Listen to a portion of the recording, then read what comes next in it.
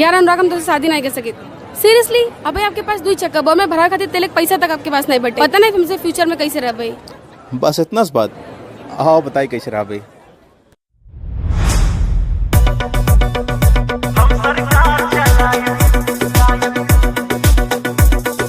Singer Anurag पंडित।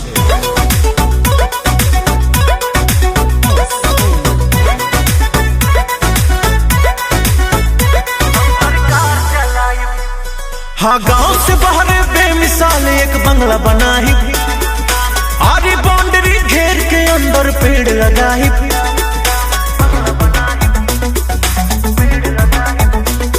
हाँ गांव से बाहर बेमिसाल एक बंगला बना ही, आरी बाउंड्री घेर के अंदर पेड़ लगा ही। तू मजा ली हुसन रूप खोल हम नीचे बैठ के कार चलाई। तू परिवार चला दू हम सरकार चलाई। तू परिवार चला दू हम सरकार चलाई।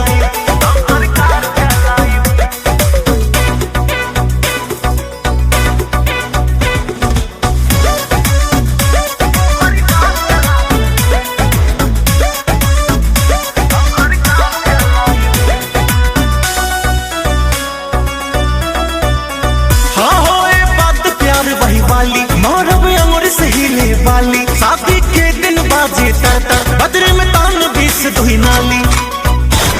हाँ तोरा बिन रह नहीं पाई दिल दिल दिल जाए मर।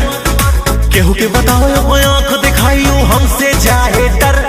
तू आंख मून के साधो निशाना हाथ पकड़ हम गोली चलाई। तू परिवार चलायू हम सरकार चलाई। तू परिवार चलायू हम सरकार चलाई।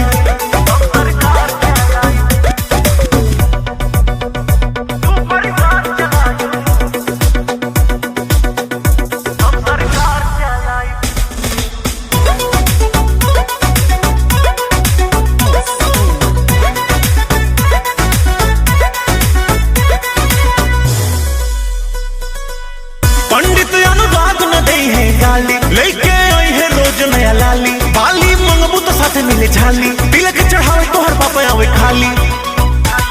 हाँ रखिए ख्याल खूब संध्या के हाल कब भीगे नदी पानी में।